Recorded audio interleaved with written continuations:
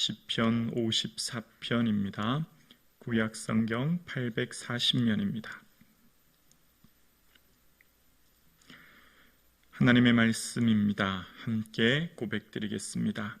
하나님이여, 주의 이름으로 나를 구원하시고 주의 힘으로 나를 변호하소서. 하나님이여, 내 기도를 들으시며 내 입의 말에 귀를 기울이소서. 낯선 자들이 일어나 나를 치고 포악한 자들이 나의 생명을 수색하며 하나님을 자기 앞에 두지 아니하였음이니이다. 하나님은 나를 돕는 이시며 주께서는 내 생명을 붙들어 주시는 이시니이다. 주께서는 내 원수에게 악으로 갚으시니 주의 성실하심으로 그들을 멸하소서. 내가 낙헌제로 주께 제사하리이다. 여호와여, 주의 이름에 감사오리니 주의 이름에 선하심이니이다. 참으로 주께서는 모든 환난에서 나를 건지시고 내 원수가 보응받을 것을 내 눈이 똑똑히 보게 하셨나이다. 아멘. 주님의 은혜가 충만한 이 하루 되기를 주님의 이름으로 축복합니다. 아멘. 오늘 시편 54편의 표제어에 이렇게 되어 있습니다. 다윗의 마스길, 인도자를 따라 현악에 맞춘 노래. 10사람이 사울에게 이르러 말하기를 다윗이 우리가 있는 곳에 숨지 아니하였나이까 하던 때라고 기록됩니다. 오늘 본문의 시편을 기록한 배경은 10사람들이 사울에게 다윗이 어디에 숨었다라고 밀고 할 때를 배경으로 하고 있다는 겁니다.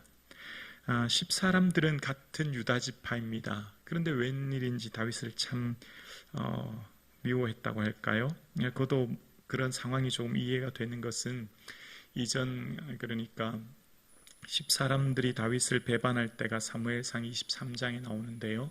그 앞장에 사무엘상 22장에 보면 그 아히멜렉 집안의 몰살, 제사장 집안의 85명이 젖 먹는 아이까지 다 몰살당했기에 그 10사람들은 자신들의 신변의 위험, 어쩌면 그런 불이익을 생각했을 것 같은 것을 봅니다.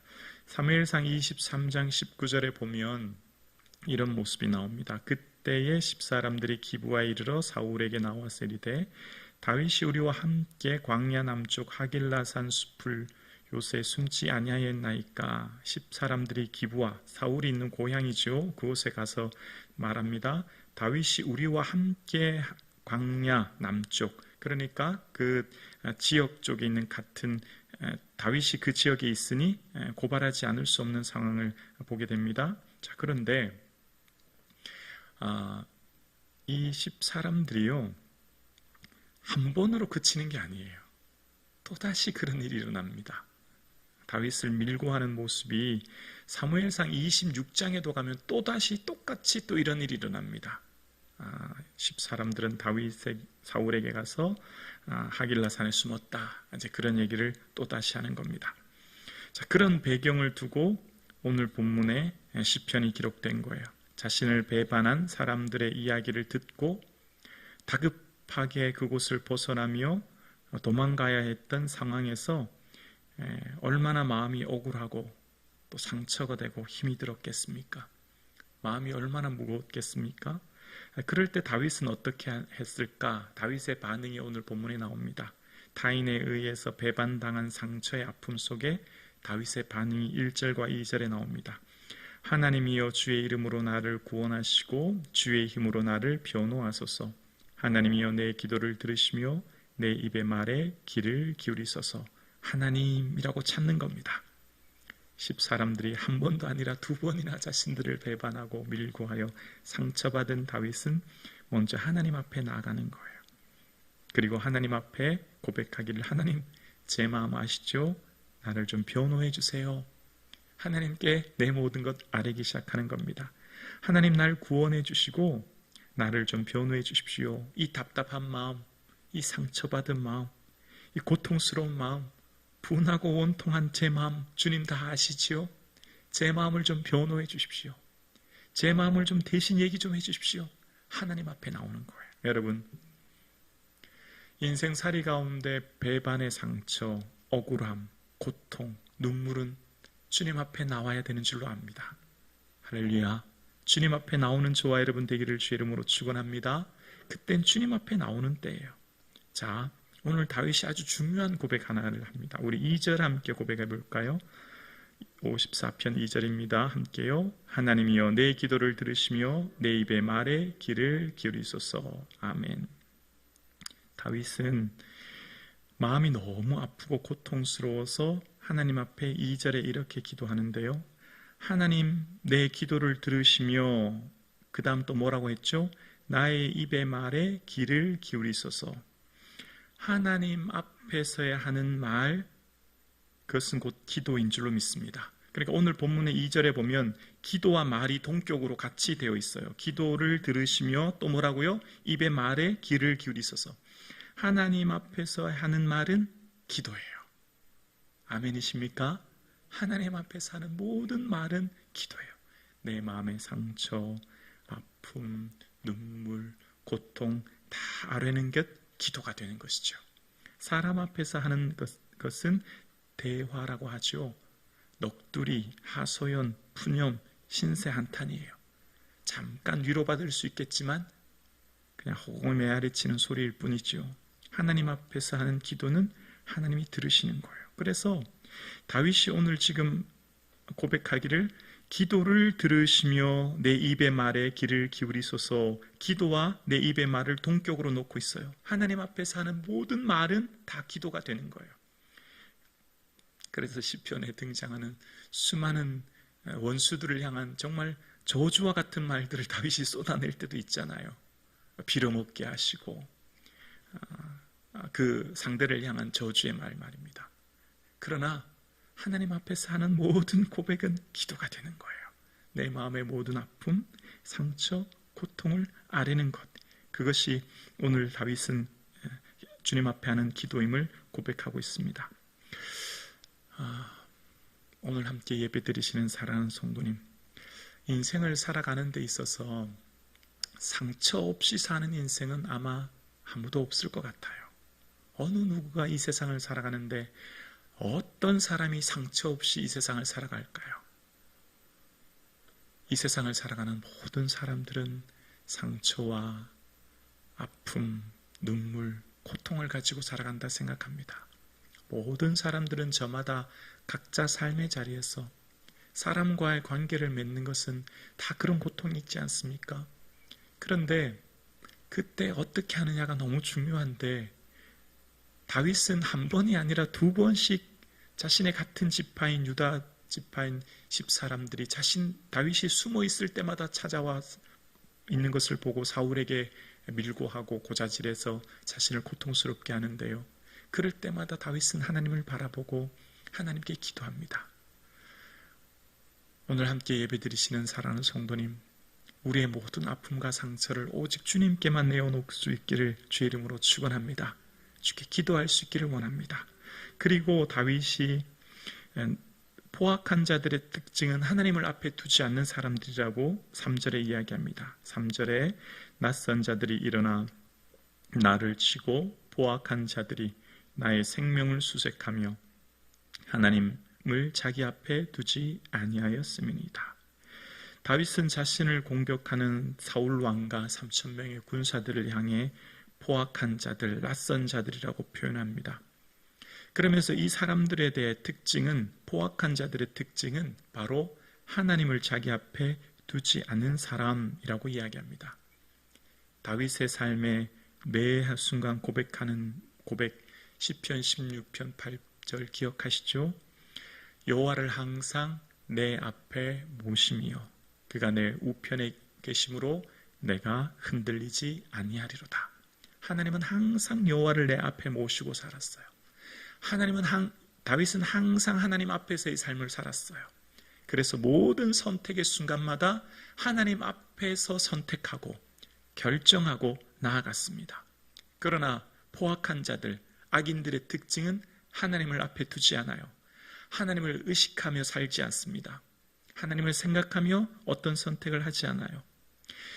악한 자들의 특징은 하나님에 대한 의식이 없지만 다윗은 항상 하나님 앞에서의 삶을 살아가죠.